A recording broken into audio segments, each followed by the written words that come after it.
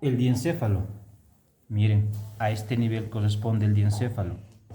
Este es el diencéfalo, muchachos. Este es pequeñito.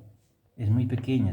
Mira, se encuentra superior al mesencéfalo e inferiormente está cubriendo y superiormente está cubriendo ¿con quién? Con el telencéfalo. Bien, pero esos no son los límites precisos. Vamos a mencionar enseguida sus límites. Bien, entonces solo quiero que lo reconozcan al diencéfalo. Diencéfalo. Muy pequeño. Este de acá. ¿Bien? Entonces, el diencéfalo había sido una porción del sistema nervioso central, cuyos límites habían sido las siguientes. El límite superior va a corresponder al mesencéfalo. El límite superior va a corresponder a los ventrículos laterales, ¿ya? A sus plexos coroideos, ¿ya? Y además al trígono cerebral fornix. El límite anterior nos dice que tengo que hacer una línea imaginaria que pase a través de dos estructuras. Uno, el quiasma óptico y dos, el agujero interventricular de Monro. Plano anterior. Ese es el límite anterior, que está separando de diencéfalo y telencéfalo. ¿Bien? Otro plano que está delimitando hacia posterior también va a cruzar, nos dice, a nivel de dos estructuras. Uno es los cuerpos mamilares y otro es la glándula epífisis. Entonces, el plano correspondería de esta manera. Es más oblicuo, ¿cierto?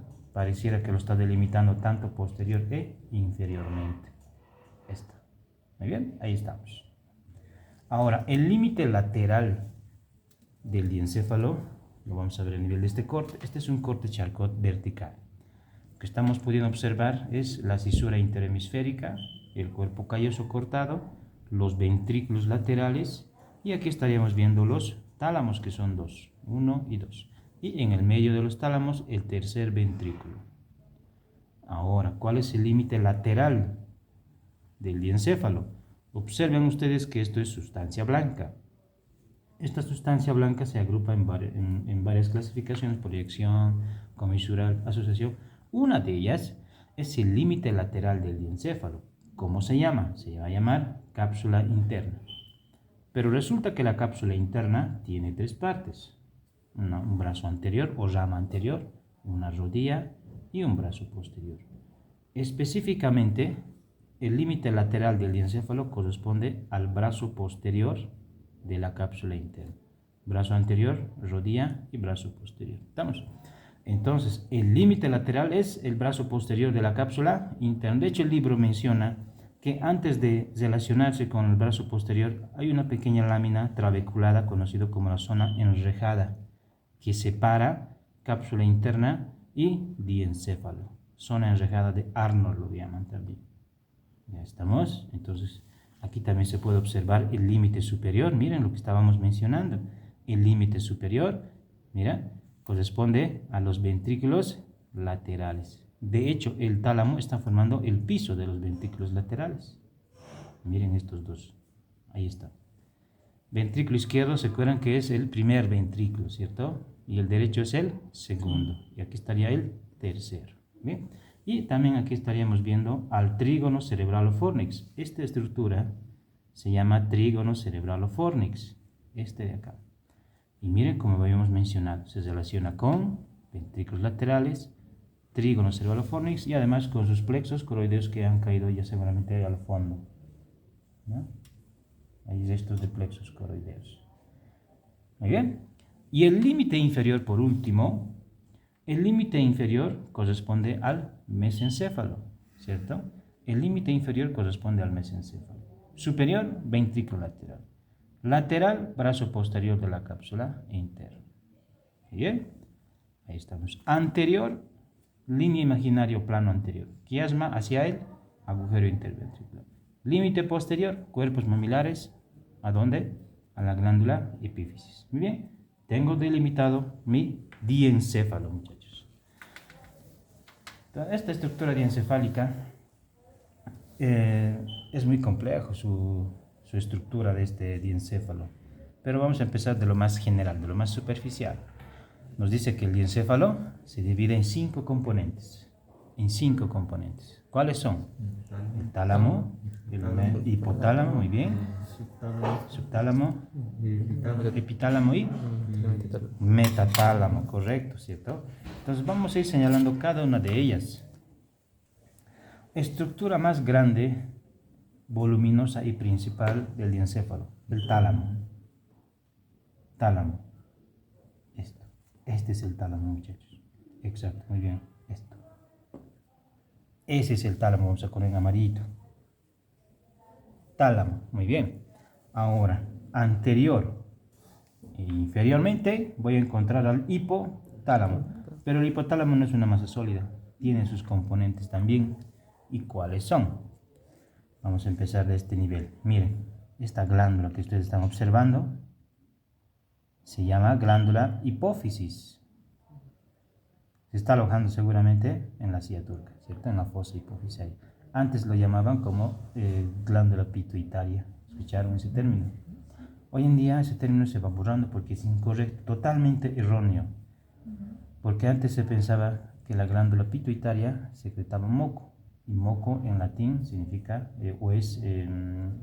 pituitaria. Pituitaria significa que órgano que secreta moco. Se pensaba que este órgano sintetizaba moco o secretaba moco porque mira, está muy próximo a los senos esfenoidales. ¿Se acuerdan? Esto se está abriendo a nivel de los meatos, ¿cierto? Entonces, miren la proximidad de los meatos. Entonces, pensaron que este secretaba moco. Pero hoy en día se sabe que no secreta moco. Elabora hormonas. Almacena y elabora hormonas, ¿cierto? Entonces, su nombre correcto es hipófisis. Bien. Pero resulta que la hipófisis se divide en 3 partes. En una anterior, en una intermedia y una posterior. La anterior se llama adenohipófisis. La posterior se llama neurohipófisis. La neurohipófisis es aquella que corresponde al hipotálamo. ¿Estamos? Neurohipófisis. Después viene esta estructura que lo va sosteniendo a la glándula hipófisis. Se va a llamar tallo hipofisario. Tallo hipofisario. Este tallo hipofisario se continúa con una estructura que tiene forma de un embudo, conocido como infundíbulo, o forma de una copa. Infundíbulo, infundibuliforme significa que tiene forma de una copa, de un vasito de champán. Una copa es ese infundíbulo que está mirando hacia abajo y lo está sosteniendo al tallo hipofisario, no se llama tallo pituitario. ¿Cierto? Después, por último, el infundíbulo, como estaba mencionando. Ahora, uno más hay, los cuerpos mamilares. Los cuerpos mamilares también forman parte del hipotálamo. Y además, también nos dice que el quiasma óptico también está formando parte del hipotálamo. Entonces son varias, ¿cierto? Contaremos, a ver. Neurohipófisis, 1. Tallo hipofisario, 2. Quiasma, 3. Infundíbulo o eminencia media o tubercinerio. ¿Cuántos ya serían con este? 4. Cuerpos mamilares, 5. Los 5, hipotálamo. Está separada del tálamo por el surco hipotalámico de Monro. Este se llama surco hipotalámico de Monro. Surco hipotalámico de Monro. ¿Eh? Ahí está. Hemos visto tálamo, estamos viendo ahora el hipotálamo. ¿Eh? Ahora, por debajo del tálamo, vamos a poner en verdecito. ¿Eh? Eso es hipotálamo, ¿cierto? Ahora, por debajo del tálamo y por encima del diencéfalo, del mesencéfalo, voy a encontrar ¿qué? Voy a encontrar al subtálamo, su nombre de sub abajo, ¿cierto? Si observan ustedes, no son estructuras bien definidas, están muy próximos, porque estos son acúmulos de cuerpos neuronales, en su mayoría. ¿Ya? Después, hacia atrás hay 2, uno es lateral y otro es medial. El medial, aquí se ve pedacitos de glándula pineal, esta. Entonces, este va a corresponder al epitálamo. Y lateral a ella, porque esto es lateral, esto es medial, voy a encontrar al metatálamo.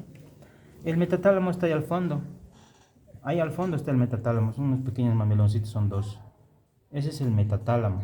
Entonces, ¿tengo qué? Tengo al tálamo, tengo al subtálamo, al hipotálamo, al epitálamo, que está formado principalmente por la glándula epífisis. Después viene la avénula, la comisura avenular, la comisura posterior. Esta es la comisura posterior y esta es la comisura anterior. Bien, entonces el metatálamo no se ve muy bien, está formado por dos cuerpos, los geniculados, medial y lateral. Bien, ahí están los 5 componentes que tiene el diencéfalo, muchachos.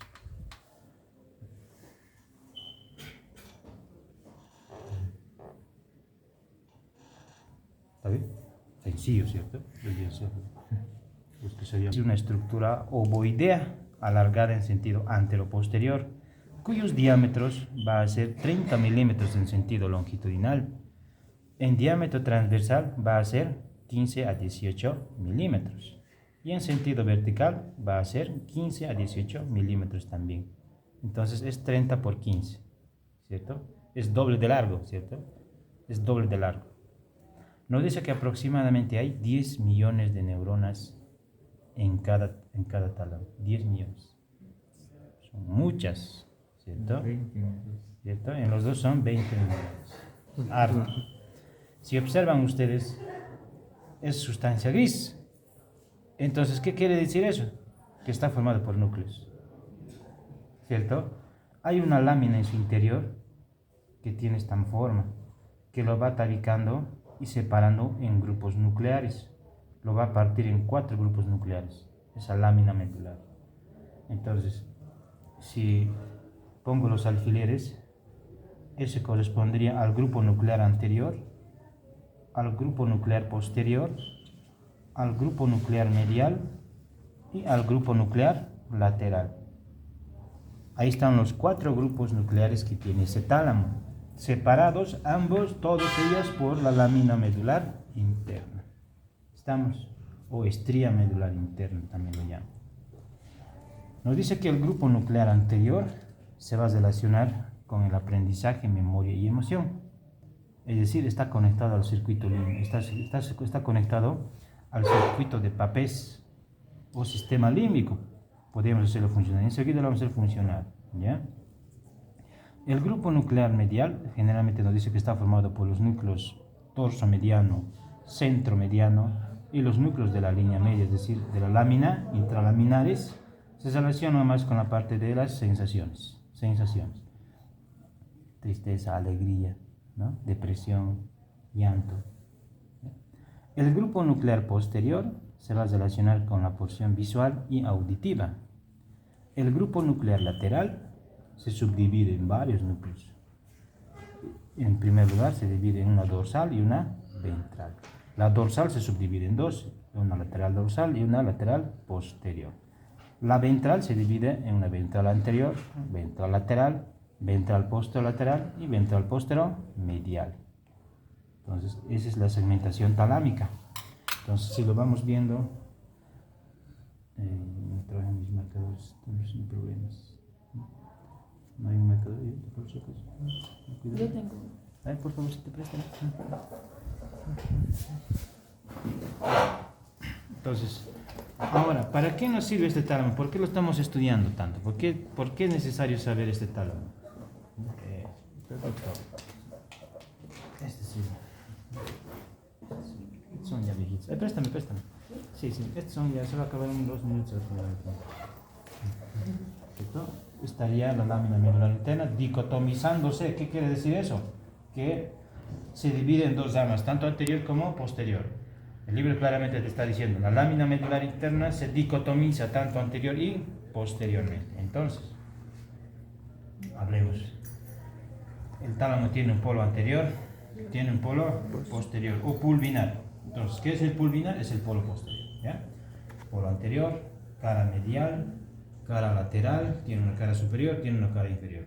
La cara medial está formando parte del tercer ventrículo. La cara lateral se relaciona con el brazo posterior de la cápsula interna. El polo anterior se relaciona con el pilar anterior del fornix. El polo posterior se relaciona con el pilar posterior del fornix. Superiormente está formando el techo de los ventrículos laterales y abajo se está delimitando con el mesencéfalo. Son los límites del tálamo. Ahora, configuración interna. Nos dice que tiene una lámina medular interna que estábamos hablando, se dicotomiza tanto anterior como posterior y me agrupa o me segmenta en 4 grupos nucleares el tálamo. En un grupo nuclear medial, en un grupo nuclear lateral, un grupo nuclear anterior y un grupo nuclear posterior. Ahí está. ¿Quién está haciendo eso? La lámina medular interna. Lámina medular interna, ya no se olviden. Ahora, cada uno de estos grupos, como dice, grupos nucleares, voy a encontrar cúmulos de núcleos, eso es lo que voy a decir, ¿cierto? Ahora, grupos nucleares medial, dos principales, el dorso mediano y el centro mediano. Y después aquí también nos dice que hay núcleos en la línea media, los intralaminares. Estos intralaminares ya corresponden a la formación reticular diencefálica. Ahora, el grupo nuclear anterior no especifica muy bien en el libro cuántos núcleos se están formando, pero sin embargo, otros libros mencionan que son dos, uno lateral y uno es medial. Lo mismo pasa en el grupo nuclear posterior. Los carbonazales no nos están delimitando cuántos núcleos especialmente encuentro acá, pero otros libros nos dicen que voy a encontrar también dos, medial y uno es lateral. El grupo nuclear lateral se divide en dos, uno es dorsal y uno es ventral. Ahora, ¿por qué es dorsal arriba y ventral abajo en neuroanatomía? Porque dorsal para nosotros es posterior, ¿cierto? Sí. Y ventral es anterior. ¿Por qué ventral es abajo y dorsal es arriba en el tálamo y en estructuras diencefálicas y en todo? ¿Por qué?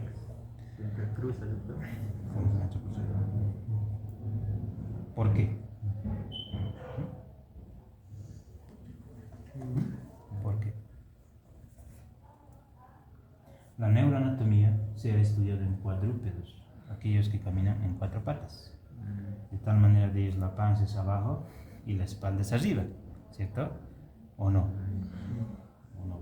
Pues que andan así como nosotros, la panza adelante y la espalda atrás. No. Ellos caminan de esta forma. De tal manera, la espalda de ellos es dorsal, pues, y tanto mira hacia arriba, ¿cierto? Y ventral es abajo para ellos. ¿Entendió? Entonces estudiaron en ellos anatomía y se quedó con esa nomenclatura. Por eso es que dorsal es arriba y ventral es abajo. ¿Ya? Solo en neuroanatomía, después en el resto dorsal es atrás y ventral es adelante. ¿Estamos? No se olviden. Bien. Ahora, no se va actualizando esto porque imagínate cambiaría toda la nomenclatura y además redundaría porque hay núcleos que tienen diferentes nombres porque si le van a colocar esto superior van a aparecer 2, 3 núcleos con el mismo nombre. Entonces tenemos que mantienen esto para no confundir, mantienen la nomenclatura. Entonces el dorsal se divide en dos, una dorsal posterior, una dorsal lateral, ¿ya? Dorsal lateral y una dorsal posterior, dorsal lateral y dorsal posterior. Ahora, el ventral se divide en ventral anterior, en ventral lateral, ¿cierto? Ya se está dándose nuevamente a la línea media. Voy a tener una ventral posterior lateral porque está atrás y una ventral posterior medial porque nuevamente se está acercando a la línea media. ¿Muy bien? Ahí estamos. Esta es la segmentación talámica, se llama segmentación talámica. Cada uno de estos grupos nucleares tienen funciones, es decir, información entra, aferentes, ¿no? El libro está como aferentes y desde que sale del tálamo se irían eferentes, ¿cierto? Generalmente el tálamo manda a la corteza cerebral, ¿no? O puede mandar a los núcleos basales, esos son los eferentes. Los aferentes están viniendo, pueden ser del mismo tálamo, ¿cierto? Pueden estar viniendo del tronco encefálico, o pueden estar viniendo de la médula espinal, o pueden venir también del cerebelo, ¿no? Bien. Uno de los más importantes que estamos mencionando es esta. El grupo nuclear anterior dijimos que se va a relacionar con la memoria, se va a relacionar con el aprendizaje, se va a relacionar con las emociones. Entonces, estos corresponden a las funciones del sistema límbico. Entonces, ¿qué nos dice? Que el grupo nuclear anterior forma parte del sistema límbico, ¿ya? Y todos esos componentes del sistema límbico están conectados entre sí por un circuito neuronal conocido como circuito de Papez. Papez es un neurocirujano alemán. Papez es un neurocirujano alemán que ha descubierto este circuito neuronal. Pero antes de que se descubrió primeramente los componentes del sistema límbico. ¿Y quién lo descubrió? Jacob. Jacob también era un neurocirujano, pero este era argentino, ¿no? Este es argentino y este hablaba alemán, muchachos. Este hablaba alemán, ¿no? Y escribió sus artículos en alemán, pues le interesó a este alemán, ¿cierto? Pero este alemán resulta que entendía bien alemán, pero este no hablaba alemán, este hablaba español, eran totalmente lo contrario. Entonces escribió el circuito de Papez en español y no en alemán. Y por eso es que es bien difundido en nuestro medio. El circuito de Papez hoy en día es a nivel mundial. ¿Ya? Entonces es muy importante saber esto. Entonces, si hablamos un poquito más del circuito de Papez en grandes resúmenes, vamos a resumir acá. Estaba viendo justo, había separado ese dato con el doctor González, esta estructura, que me lo voy a guardar. ¿Cierto? Miren, esta estructura se llama hipocampo. Si observas el hipocampo, se encuentra aquí al fondo, en la circunvolución temporal inferior, está en el fondo. Entonces, esta estructura se llama hipocampo. Por la forma que tiene, también lo llamaron caballito de mar, ¿o no les parece? Este es un caballito de mar. Este es un caballito de mar. Es aquí donde inicia el circuito de Papez. El hipocampo es la parte más antigua del cerebro. Más antigua, la primera en aparecer. Según la escala zoológica, este es el primero en aparecer. ¿Ya? Y correspondería en este caso a ¿cuál? ¿Arquicorteza, neocorteza o paleocorteza? No, paleo es la mitad, ¿cierto? Este es el arqui. Entonces, la corteza cerebral, seguramente ya lo van a ver eso en la siguiente clase ustedes, se divide en arquicórtex, paleocórtex y neocórtex. El neocórtex es aquella más desarrollada, más reciente, es decir, la corteza cerebral, aquella que tiene 6 capas, ¿ya? Después viene el paleocórtex. El paleocórtex es la corteza de la ínsula, viene el área piriforme, ¿ya? Después viene el arquicórtex. El arquicórtex también tiene 3 capas y corresponde al hipocampo, ¿ya? El hipocampo es arquicórtex. Es aquí donde inicia el circuito límbico de Papez. Acá. Este hipocampo, miren, aquí está la amígdala cerebral, ¿no? Aquí está la amígdala cerebral. Y más superior voy a encontrar el núcleo accumbens. No está bien definido, pero esto sería ya la amígdala cerebral. Aquí estaría el núcleo accumbens y más superior estarían los núcleos septales. Entonces, esas son otras estructuras muy importantes del sistema límbico. Voy a resumir, antes de empezar por el circuito, para que lo puedan entender. ¿Quiénes conforman el sistema límbico? ¿Qué estructuras neuroanatómicas? El hipocampo, ya. Después viene el trígono cerebralo-fornix. Después viene el complejo nuclear anterior del tálamo. Después vienen los cuerpos mamilares, ¿ya? Los cuerpos mamilares. Del hipotálamo, ¿cierto? Los cuerpos mamilares. Después viene, ¿qué? El núcleo accumbens. Después viene el núcleo amigdalino. Después vienen los núcleos septales. Después está la circunvolución del cíngulo. La circunvolución del cíngulo. Y la circunvolución del cíngulo corresponde a esta estructura. Esta es la circunvolución calloso marginal o del cíngulo. Estaría justo por encima del cuerpo calloso. Es esto de acá. Entonces, si se dan cuenta, es un circuito, mira, es un circuito que está alrededor, ¿cierto? Está alrededor de la parte central. Es ahí donde llega primeramente la información y se expande hacia la corteza. Circuito límbico. Muchachos, no se olviden, el sistema límbico está formado por esas estructuras, hartas, muchas. Y cada una de ellas están conectadas entre sí por un circuito llamado circuito de Papez. ¿Estamos? Entonces, el sistema límbico está comunicado entre ellas gracias al circuito de Papez. Ahora, ¿cómo es que funciona eso? Ya lo hemos visto, el hipocampo. Ahí está bonito el hipocampo. No hay mucho hipocampo, es justo lo encontré, no sé, alguien por... Mira, me lo voy a sacar el hipocampo, miren. Un caballito de mar, ¿sí o no? Miren. Este es el hipocampo, muchachos, lo están viendo. Caballito de mar. O hasta de amor lo llamaron también. ¿Bien? Ahora vamos a graficarlo más o menos así parecido, ¿cierto? Ahí está. Bien. Dijimos que tiene 3 capas a nivel de la corteza. Ya. Ahora, nos dice que esa corteza forma otra estructura conocida como alveus. Alveus, ¿ya? Este alveus se continúa con el trígono cerebralo-fornix. Con el trígono cerebralo-fornix. Si es que aquí estaba viendo justo con el doctor, estábamos queriendo encontrar el... Miren, muchachos, esto. ¿Vieron? Esta estructura. Ahí está. Y miren, se está continuando desde abajo. Miren, está veniendo desde abajo, ¿vieron? Está dando una vuelta al tálamo. Este es el tálamo. Está rodeando el tálamo. Este es el trígono cerebralo-fornix que se está continuando del hipocampo. ¿Ya? está yendo una vuelta hacia adelante, miren. Está yendo justo por encima, bordeando al tálamo. Este es el tálamo.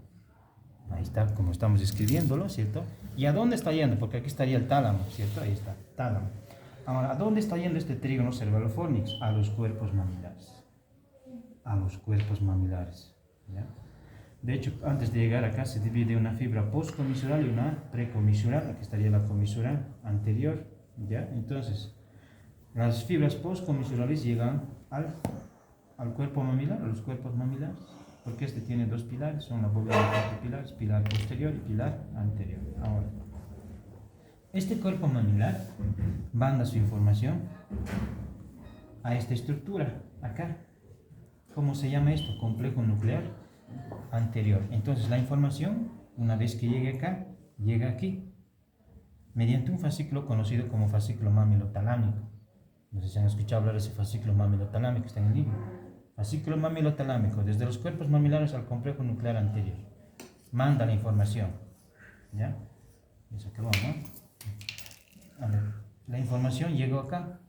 Ahora, desde este sector, la información se va a dirigir mediante los pedúnculos talámicos hacia la circunvolución del cíngulo, lo que les había mencionado. Esta circunvolución del cíngulo manda la información mediante los pedúnculos talámicos. Ahora, ¿qué pasa?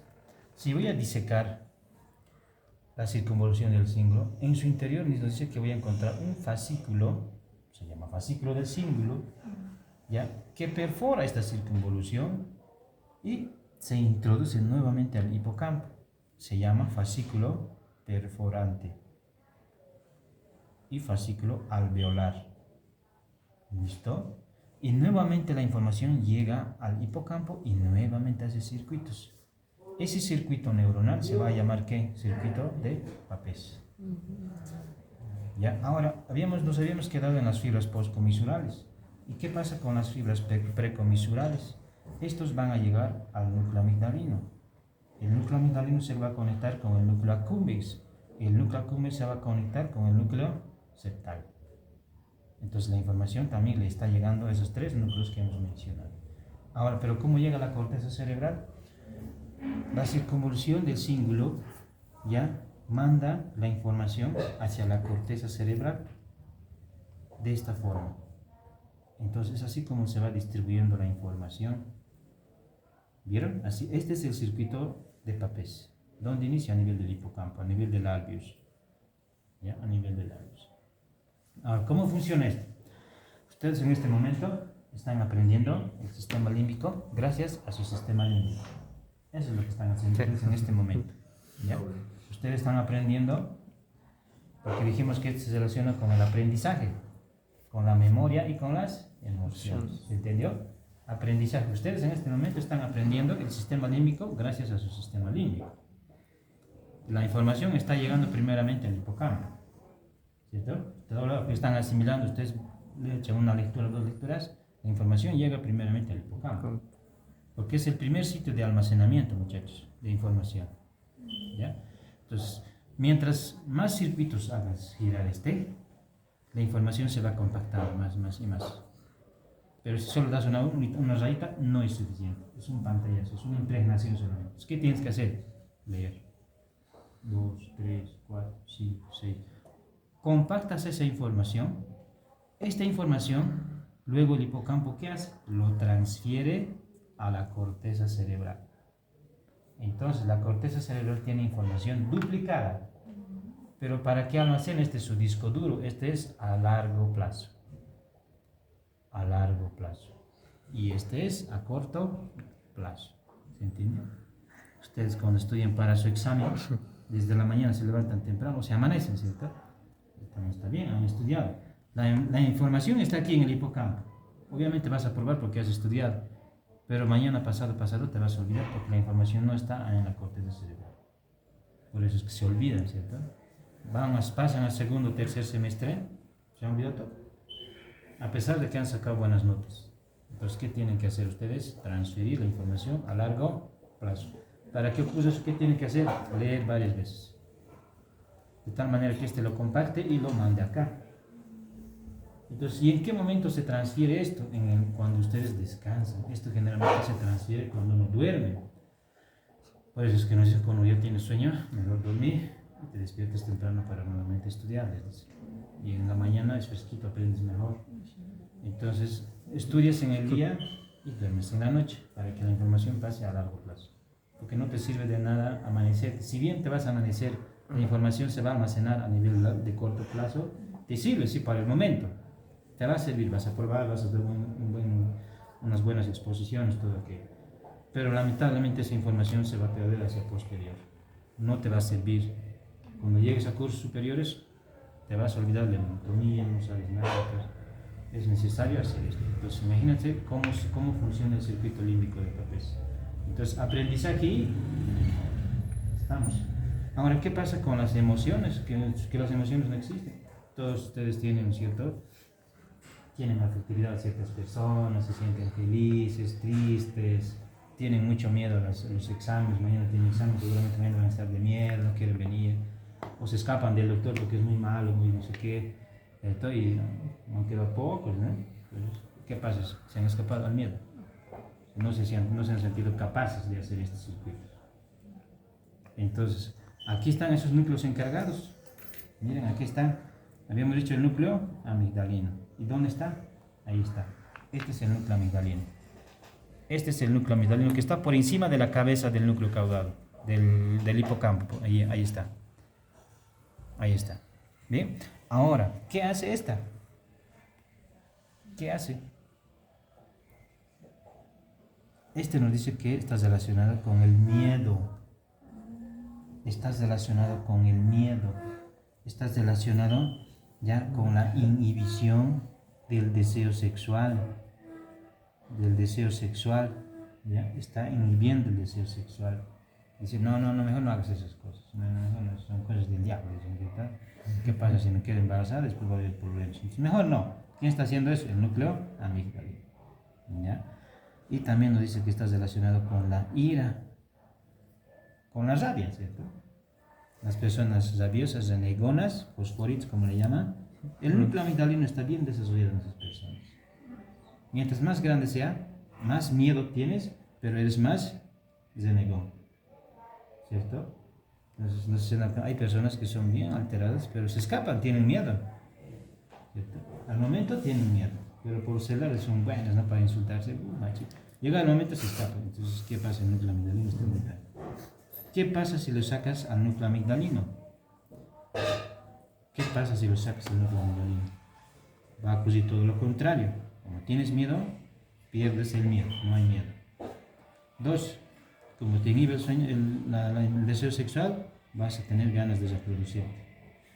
Vas a tener ganas, vas a pensar solo en eso. Como los animales.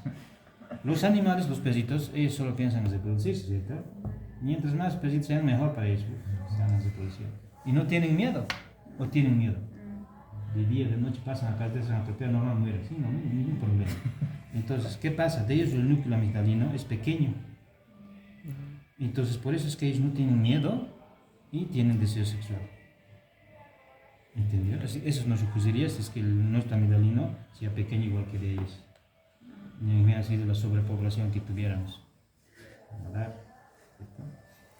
Entonces ya saben para qué sirve el núcleo amigdalino, ¿no? Entonces está añadiendo con las emociones. Ahora, ¿qué pasa con el núcleo accumbens? Este núcleo accumbens y estos tres corresponden ya a los núcleos basales, pero están relacionados ¿con quién? Con el sistema límbico. El núcleo accumbens nos dice que este aumenta más bien el deseo sexual, o sea, hace lo contrario, ¿cierto?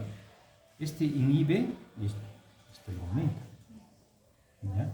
Pero nos dice que este accumbens es pues, si bien es nuestro aliado, nos puede traer problemas, porque este excede mucho de tal manera que nos va a llevar a la adicción. Entonces, este núcleo está relacionado con la parte adictiva. Los ninfómanos, les encanta hacer días un día sin hacer, no son ellos, ¿cierto? Es que están creando adicción, ¿cierto? Pues no hay que acostumbrarse a eso, si no les va a pasar eso. No solo a eso, de todo tipo, A ver, ¿qué tipo? A ver, ustedes son adictos a qué? Al celular, ¿cierto? En la mañana lo primero que hacen al despertar buscan su celular para responder chats. Es que les ha llegado chats, o no hacen eso. O si no, ven TikTok. También. Eso es adicción. Entonces el núcleo accumbens, ¿cierto? Ha creado esa dependencia a tu celular, o sea, tu persona. Otro puede ser, no sé, a ver, unos clásicos, tantas adicciones puedes ver. Uno puede ser al tabaco, al fumo, al cigarro, al alcohol, a las drogas. Entonces el núcleo accumbens tiene mucho que ver con eso. Te crea dependencia. Dependes de esa persona o de esa sustancia y cuando no consumes esa sustancia sientes ese deseo, esa necesidad. Doctor, ¿y los psicópatas? Los psicópatas ya, a ver, los psicópatas ya son trastornos de la personalidad, ¿cierto? Esos más ya tienen que ver, porque esa información de la persona ya lo tienen. Entonces la corteza cerebral es mucho ya. Van a ver ustedes en corteza cerebral, el lóbulo prefrontal. Y el lóbulo prefrontal están relacionados a las áreas 46, las áreas 47, las áreas 8. Forman el lóbulo prefrontal y ellos son los encargados del control de la personalidad. Del control de la personalidad, eso ya es más arriba.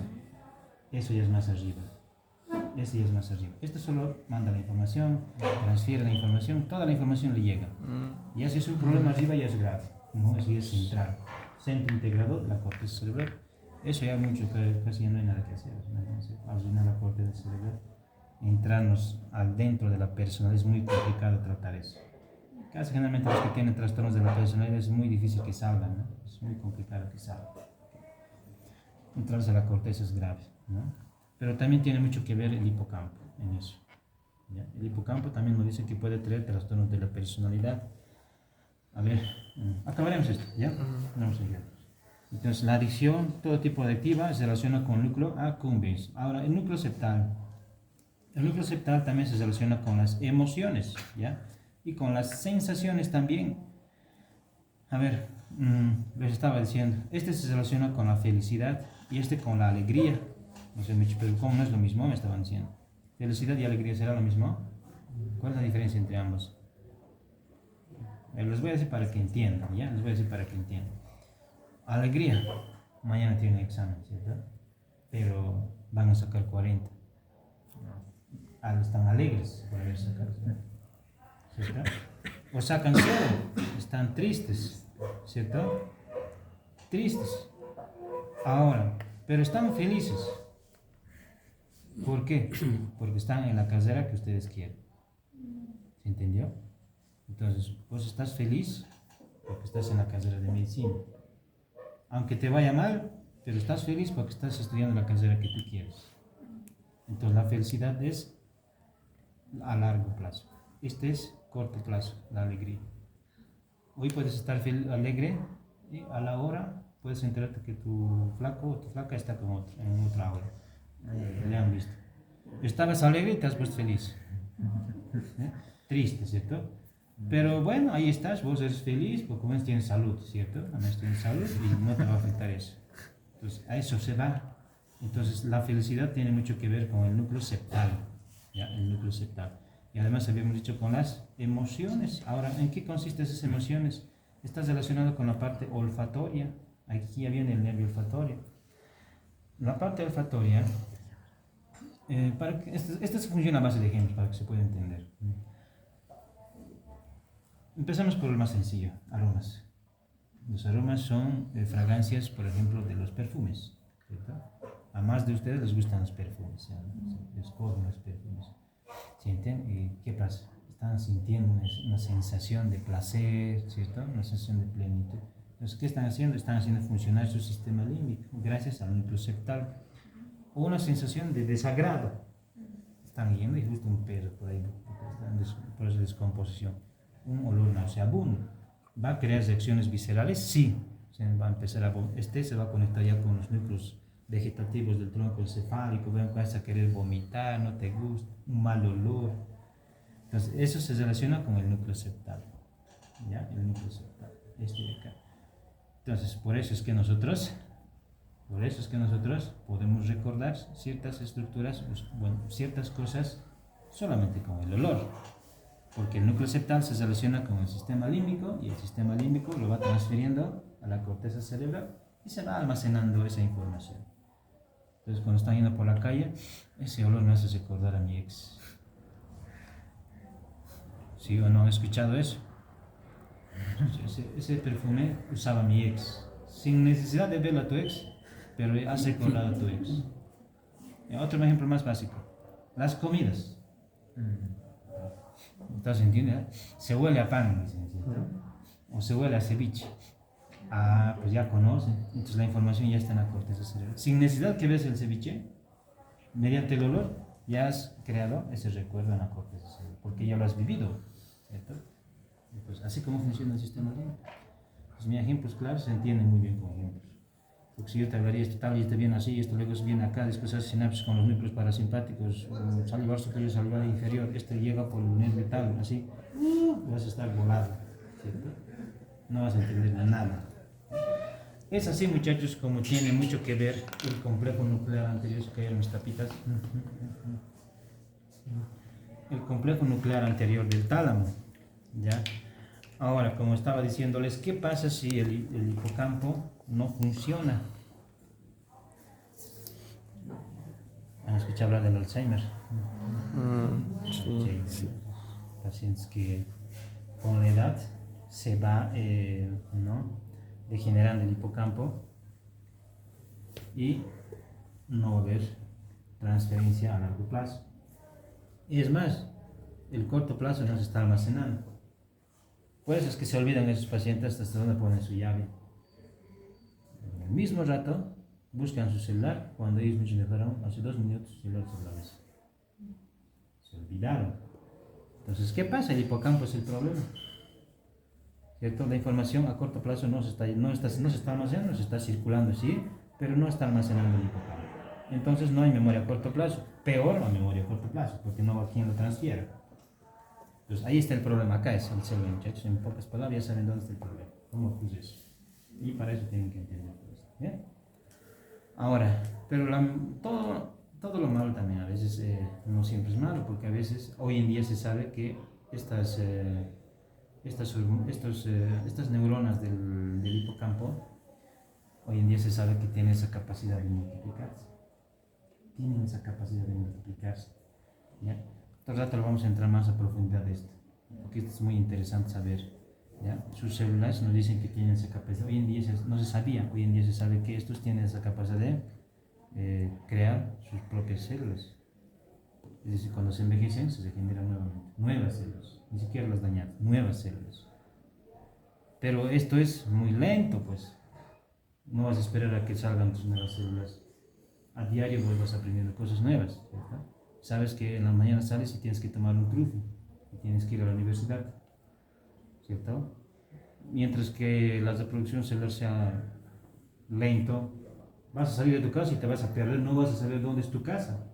Entonces, sigue siendo un problema, a pesar de que crean nuevas células. ¿Entendió?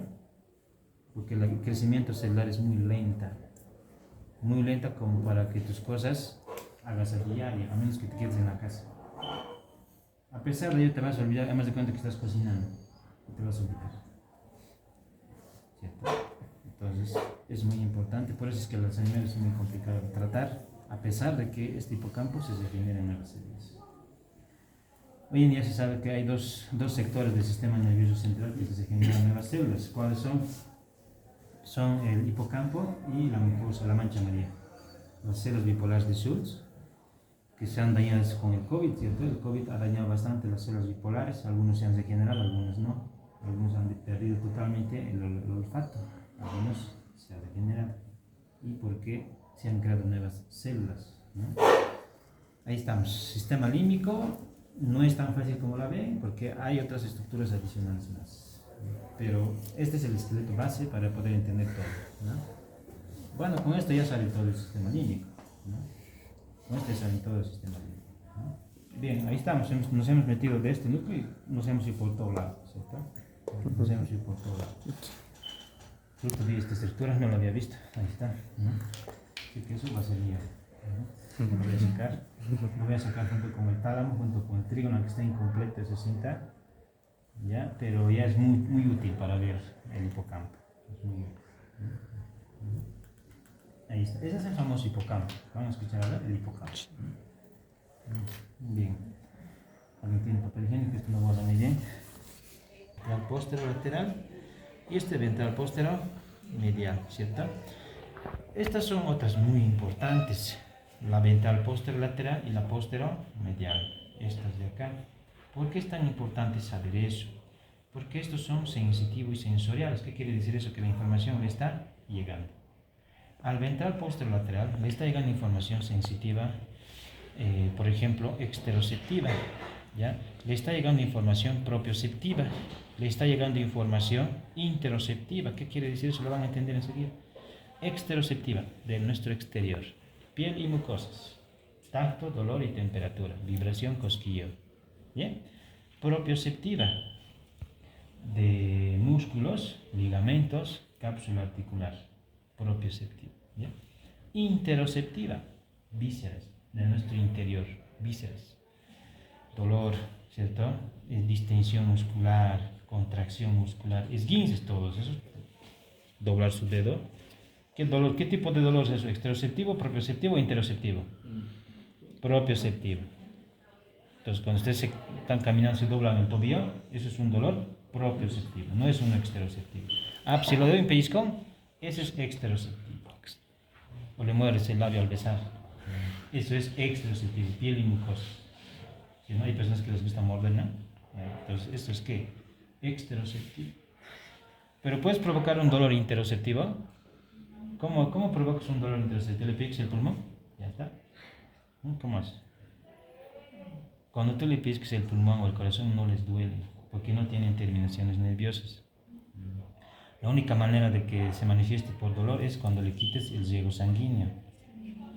Quitas el riego sanguíneo, este se manifiesta por dolor. El dolor más agudo, más intenso es el interoceptivo, es insoportable. Te puede causar la muerte en ese mismo momento. Un ejemplo claro, el infarto agudo de miocardio. Lo más común es que las arterias coronarias no le están suministrando lo suficientemente el oxígeno que necesita y el corazón se manifiesta mediante dolor. Imagínense que hay un émbolo que se tapó ahí, ha obstruido las coronarias, infarto agudo de miocardio y chao, hasta llegaste. Es muy importante esto, ¿ya? Entonces, ¿quién está recibiendo esa información? El núcleo ventral póstero lateral del tálamo. Ahora, estas son las aferentes, ¿cierto? Y las eferentes harían que está yendo a la corteza cerebral. Depende qué tipo de información, porque este también está recibiendo información gustativa, sensitivo sensorial, dijimos, ¿cierto? Gustativa, está recibiendo información de equilibrio, de los vestíbulos cocleares, de los vestibulares, ¿cierto? Gustativa, de los fascículos solitarios, seguramente, y el tálamo se encarga de seleccionar y de distribuir la información. Entonces, ¿qué hace? Hagas de cuenta que es gustativo, muy bien, recibió la información gustativa de la lengua, muy bien. ¿Qué hace el tálamo? Ah, pues esto es gustativo, muy bien, vos te vas para el otro lado, muy bien, vos te vas a la era 43, listo, ahí está, ya sabemos. No, este es dolor, tacto, dolor, temperatura, sensitivo, muy bien, vos te vas para el otro lado, vos te vas al lóbulo parietal, hablar este es 1 y 2, eso es lo que hace el tálamo también. Redistribuye la información, por eso nos dice que es un centro de estacionamiento de información sensitivo, sensorial, además motor. Bien, ¿estamos? Así es como trabaja el tálamo. Eso es como una parada, ¿cierto? Es una parada, luego de aquí se van para otro lado. ¿No? Es como la universidad, la puerta de entrada. En la mañana a las 7 de la mañana todos entran, ¿cierto? Y se van para todo lado, cada uno por su sitio, y lo mismo hace el tálamo. Cada información que entra por esto, la puerta de entrada, la manda para todo lado. Visual para este lado, motora para este lado, te va para todo. ¿Me entiendes? Este también tiene mucho que ver con este, es parecido, por eso que algunos no le mencionan solo mencionan el núcleo ventral póstero lateral. Hoy en día se sabe que es un núcleo aparte y se relaciona con la información también sensitiva, pero que está viniendo del trigémino. El nervio trigémino termina acá, su información sensitiva, por si acaso, sensitiva, ¿ya? Acá. ¿Bien? Ahí está, los más importantes. No voy a hablar de los otros porque no voy a terminar, me falta ya mucho más. Hipotálamo, muchachos. Hipotálamo, rapidito. El hipotálamo Estructura externa ya conocen, ¿no? Los estudios que están componiendo. Estructura interna, vamos a llevar aquí el fundículo, el tallo pituitario, la glándula hipófisis con su lóbulo anterior, su lóbulo medio y su lóbulo posterior, o neurohipófisis. Ahora, ¿qué nos dice el hipotálamo? Tiene alrededor de 16 núcleos, muchachos. El hipotálamo tiene alrededor de 16 núcleos en su estructura interna. Y cada uno de ellos tiene un nombre y tiene sus funciones. Voy a mencionar las más importantes. Voy a mencionar el núcleo preóptico. Voy a mencionar al núcleo supraóptico. Voy a mencionar al núcleo supraquiasmático. Voy a mencionar al núcleo paraventricular. Voy a mencionar al núcleo arcuato. Después otros, el núcleo posterior, el núcleo anterior, está el núcleo dorsomediano, centromediano, ventromediano. ¿Cuántos he mencionado? 1, 2, 3, 4, 5, 6, 7, 8, 9, 10, ya, suficiente. Ahora, cada una de estas tienen funciones, en especial las que he mencionado hacia el superior, porque el libro está mencionando por capas, ¿cierto? Para periventricular, paraventricular y central. Voy a mencionar en conjunto. ¿Por qué? Porque es necesario saber las funciones. Entonces, les digo siempre, ¿no? ¿Para qué vas a memorizar los 16 núcleos si no sabes para qué sirve? ¿Cierto? ¿Para qué sirve? Imagínate, no sirve de nada que tú memorices los 16 núcleos y no sabes para qué sirve. Entonces es necesario para qué estás utilizando esa información. ¿Para qué te sirve? ¿Para qué es buena esa información? Núcleo preóptico nos sirve para el control de la temperatura corporal. Nos sirve para control del deseo sexual. Control del deseo sexual. Ah, muchachos, ¿se acuerdan que del núcleo, el núcleo amigdalino y el núcleo septal, el núcleo amigdalino inhibe y estimula el deseo sexual? Pero ¿quién es el árbitro?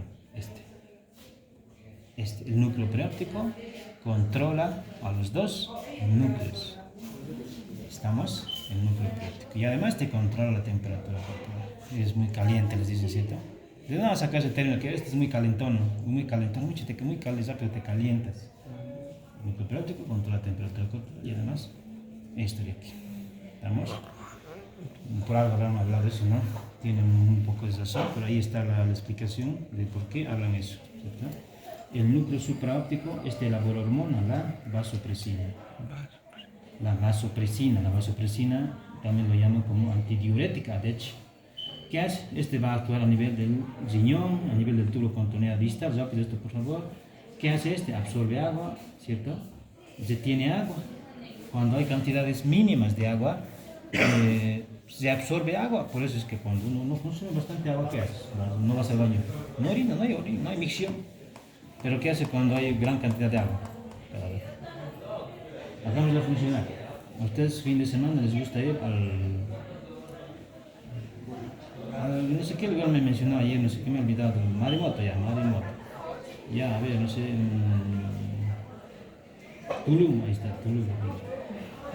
Entonces, ¿qué pasa? ¿Qué haces en el Tulum? ¿Vas a ir a bailar? También. ¿Vas a ir a tomar? También. ¿Tomas alcohol? Sí. ¿O no vas a tomar Coca-Colita, cierto? Alcohol. Listo. ¿Qué hace el alcohol, muchachos? El alcohol inhibe al núcleo supraóptico. Y como inhibe al núcleo supraóptico, no hay cantidad de suficiente de vasopresina. Entonces, ¿qué hace el riñón? Suelta el agua. Y es por eso que cada rato vas a ir al baño cuando estés tomando alcohol. Y al día siguiente, ¿qué pasa? Al día siguiente estás de sed, deshidratado, ¿cierto? Pues por eso. Ahí está la razón. Ahora, el núcleo supraóptico. Este es el reloj biológico, este es el switch. Encendido y apagado, reloj biológico. ¿Qué quiere decir eso? Hagando cuenta que este es el interruptor. Apagas la luz, duermes. Enciendes la luz, despiertas. Eso es lo que hace. Este es el interruptor. ¿Estamos? Este es el interruptor, muchachos. Este es el interruptor. Se relaciona con el ciclo sueño-vigilia. Y es otro tema. Sueño-vigilia. El ritmo circadiano también lo llaman. ¿Podríamos hablar de esto? Sí, otro día. Ya no voy a acabar. El núcleo paraventricular. El núcleo paraventricular elabora otro tipo de hormona conocido como oxitocina. Oxitocina. El núcleo arcuato. Este núcleo arcuato, muchachos, es muy importante.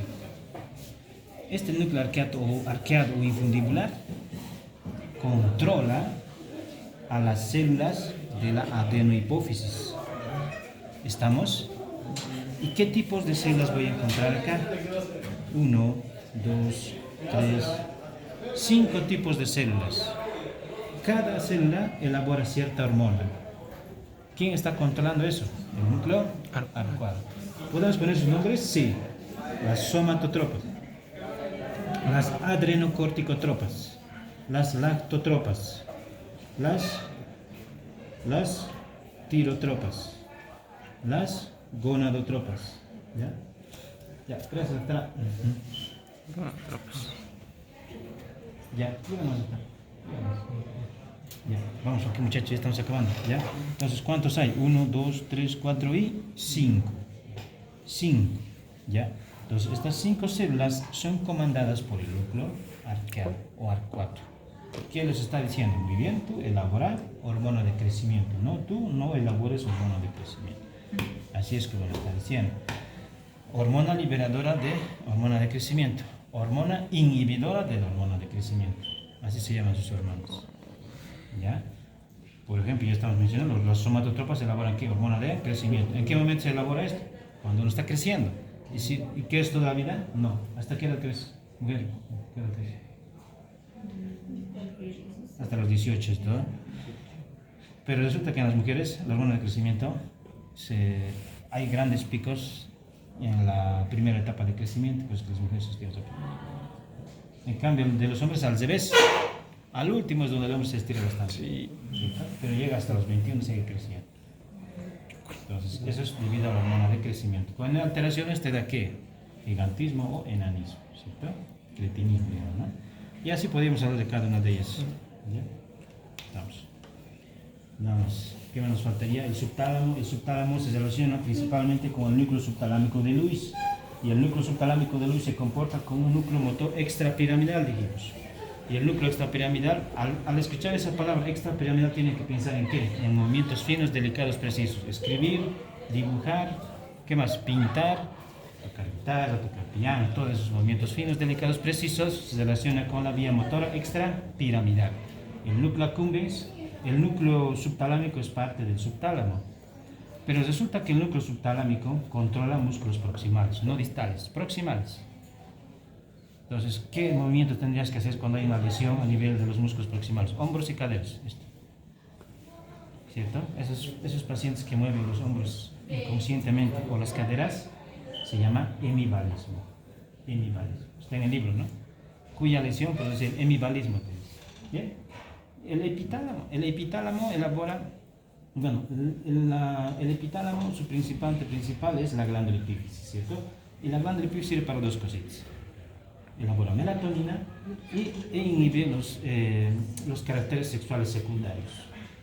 Caracteres sexuales secundarios, ¿como cuáles, por ejemplo? Caracteres sexuales secundarios. Caracteres sexuales secundarios.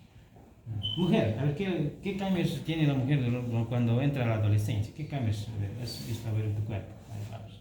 ¿Qué cambios tienes, caracteres sexuales secundarios? Lo que no tenías cuando eras niño. Cuando eras niña, pequeñita, cuando jugabas con las muñecas.